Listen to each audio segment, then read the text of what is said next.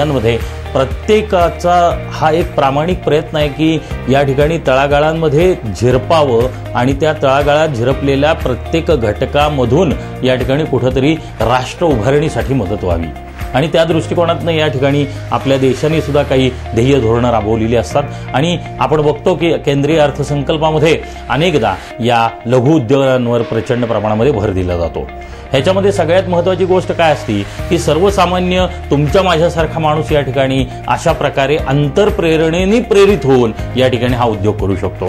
लघु उद्योग करणं ही तसं बघितलं तर फार इझी किंवा साधी गोष्ट आहे। कारण काय आहे की लघु उद्योग म्हणजे काय हे सगळ्यात पहिल्यांदा आपण बघूया।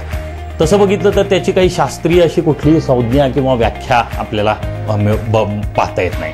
पण लघु उद्योग म्हणजे काय तर एक सर्वसाधारण ठोकताळा असा म्हणतो की केंद्रीय स्तरावर 1 कोटी रुपयाच्या आतले जे काही प्रकल्प ज्याच्यामध्ये भांडवल या ठिकाणी गुंतवणूक केलेली आहे अशा सगळ्या प्रकल्पांना आपण लघु उद्योग म्हणतो।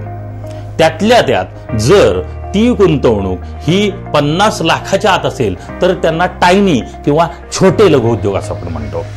आता लघु उद्योग या नावातच सगळं सापडतं आपल्याला। लघु म्हणजे अत्यंत अल्प स्वरूपामध्ये असणारा आणि उद्योग म्हणजे या ठिकाणी आपण ज्याला एंटरप्रेनर किंवा उद्योजकता विकासाच्या या अनुषंगाने या मालिकेमध्ये ज्याच्यावर चर्चा करतोय असा उदीम ज्याच्यामधून व्यापार आपण म्हणूया।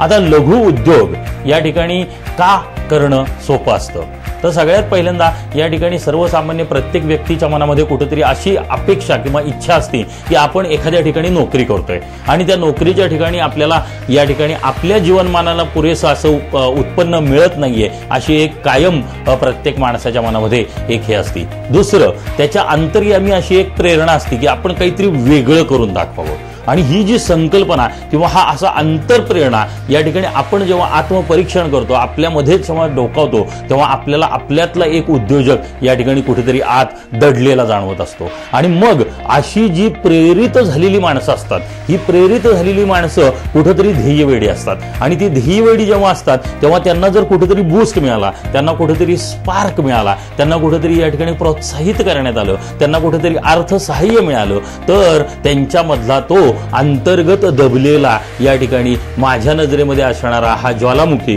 कुठेतरी बस्ट होतो आणि फार मोठं असं काहीतरी काम करू शकतो।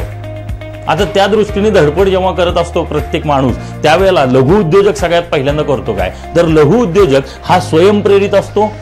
त्याच्या स्वतःमध्ये कुठेतरी एक प्रकारचा असा उद्योजक स्वतःला विचारत असतो अरे आपल्याला काहीतरी वेगळं करायचंय, समाजाच्या पेक्षा काहीतरी वेगळं करण्याची अशी त्याची एक धडपड असते आणि त्या दृष्टीने मग त्याचे प्रयत्न असतात, कष्ट असतात, त्याच्या मागे त्यांनी केलेले एफर्ट्स आहेत, त्याच्या मागे तो डिटर्मिनेशन देतो, डेडिकेशन देतो, डिव्होशन देतो, समर्पण देतो, त्याग देतो, त्या दृष्टीनं अथक परिश्रम करायला सुरुवात करतो। मग त्याला कुठेतरी अर्थसहाय्य मिळतं, तांत्रिक गोष्टींचं नॉलेज मिळतं आणि मग या सगळ्याचा परिपाक म्हणजे लघु उद्योग या ठिकाणी एक छोटंसं बी या ठिकाणी आपण अंकुरायला ठेवलेलं आहे आणि त्यातनं कुठेतरी वटवृक्ष निर्माण होऊ शकतो। मित्रांनो हे तुम्ही आम्ही करू शकतो, वादातीत करू शकतो। फक्त सगळ्यात पहिल्यांदा काय केलं पाहिजे तर आम्ही आपल्याला स्वतःला प्रश्न विचारला पाहिजे की होय का मी उद्योजक होऊ शकतो का।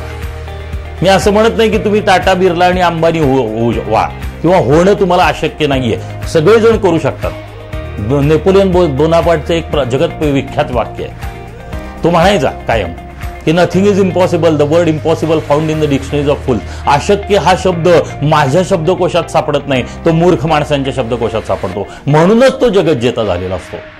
आणि मग रसिक प्रेक्षक हो, एक लक्षात घ्या की तुमच्या आमच्यामध्ये दडला एक उद्योजक, फक्त आम्हाला शोधला पाहिजे तो आणि त्या दृष्टीने आम्ही प्रेरित झालोय का, आम्हीच आपल्याला प्रश्न विचारतोय का, आम्हीच आपल्याला कुठेतरी शोधतोय का आणि शोधल्यानंतर त्या प्रश्नांची उत्तरं होय अशी येत असतील तर थांबायचं नाहीये, काहीतरी करण्यासाठी काहीतरी भव्य दिव्य करण्याच्या दृष्टीने आम्ही पहिलं पाऊल टाकलं पाहिजे। आणि तुम्ही टाकलेलं पहिलं पाऊल कदाचित ही यशाची नांदी असेल, एव्हरेस्ट शिखर तुम्हाला खुणावतंय, यश तुमच्याकडे खेचून आणण्याकडे तुमची ताकद आहे, तर मग थांबताय कशाला। आपण पुढच्या भागामध्ये याच्याबद्दल विस्तृत चर्चा करूया। धन्यवाद।